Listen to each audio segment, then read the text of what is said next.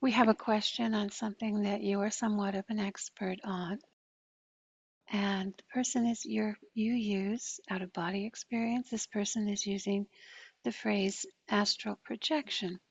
I tried astral projection for some time and got a couple of short experiences to the out of body state, and now I am following the Soundwise Exploring Consciousness course.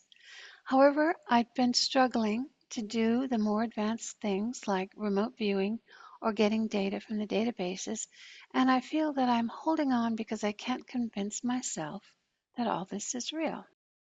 So we did have an out of body experience briefly, and now wants to know if all of these rest of these things are real.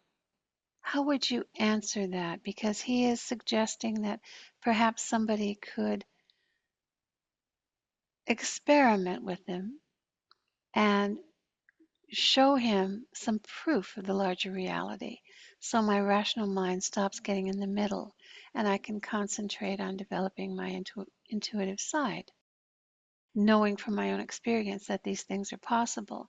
And yet he has said that he's had a couple of short experiences. So he already has some experiences to show that this state of out of body, this consciousness exploration is real. But he still needs proof. How would you advise him on Well, the only proof that will satisfy is the proof of doing it yourself. So the idea that you've worked on out of body, you've had some experiences there you think are real, but you're probably not all that sure of that either. And you haven't tried the other things because you're not sure that they're real. Well, the only way to find out if they're real is to do them, practice at them diligently, and not just take that one course and see if you become a master, of out of body and remote viewing and so on. Get the ideas from that course, understand how it works, then take the next 6 months to practice it every day. Okay. Now, at the end of the 6 months, I can guarantee you that you'll know whether they're real or not.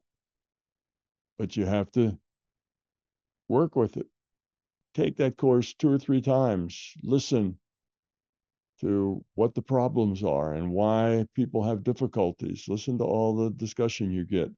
Then try to do it better. Work on that for 3 weeks. Then listen to it again. See if there was something you missed. Try to do it better. If you do that, I think you'll find that the healing is easy. I think you'll find that in the remote viewing, you get spectacular hits every once in a while because you're not very practiced at it. You're just a beginner. But the fact that you can do it at all means it's real. You don't have to do it 100 times before it becomes real. You only have to experience it once, and that means it's real. Now, if you have a very strong belief that it isn't real, then even doing it yourself won't make any difference because you will find ways to discount everything. So, first of all, if you're going to end up at the end of this with an understanding of what's real and what isn't, you have to get rid of your beliefs and become open minded and skeptical. If you're open minded, then do it. Follow the directions, but follow them not just for 4 days or whatever that course takes. Work on them for at least 6 months, if not a year. Practice them, reread, try to figure out what might the problem be. Try again. And if your problem is that you just cannot get in a good meditation state, you can't get to point consciousness, then you don't have enough mental discipline. Then take the next year to practice on mental discipline till you do get the mental discipline, or work through Tom's Park where you don't need that kind of mental discipline. But what I'm saying is that if you put enough effort into it, you will, without a doubt, be able to convince yourself what is and what is not real. It's not that hard. But what many people do is they look at it, they read a story about it, they think about it and say, that's probably not real. And then they go on. In other words, they just make up a belief, and that's it. Other people say, well, I don't know, I'll try it. And they try it for 3 days and it doesn't work for them. So they say, that stuff's is nonsense. It doesn't work. Well, those are people who have a belief that's much stronger than their will to actually experiment and see if it works or not. So if you get trapped in a belief, there's no one but you can pull you out of that trap. So that would be my advice. Not only do it, but study it, work on it, talk to other people, join groups. And if inside of a year you don't have any evidence that it could possibly be true, then throw it out. Say, not true. Then 3 or 4 or 5 years later, try it again, because maybe you will just have grown up some in the meantime, that where you're able to control your intellect from butting in and creating the problems. So just give it a try, but a real try, a good try, not just a very short and easy try. I It think it's good is real. advice because you can't really demonstrate something to someone and have that as proof, because when they can't replicate it themselves, it's more of a frustration. I'm Tom Campbell. I'm glad you're here. I hope you're enjoying the content. If you do like our content, then you should consider being a Patreon member, because Patreon members get early access to our special content. You will also be able to get your questions answered by me in special Q&A sessions just for the Patreon members. And most importantly, your contribution as a patron member will enable us to produce the content that you're looking for. So thank you.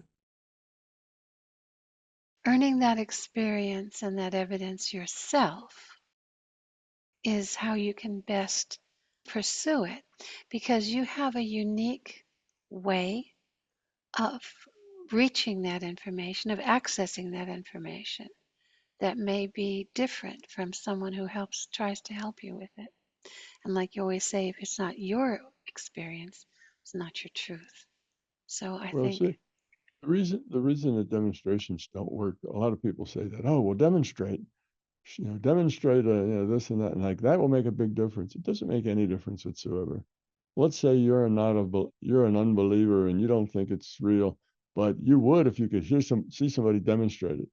So somebody demonstrates it, and you will think one of two things.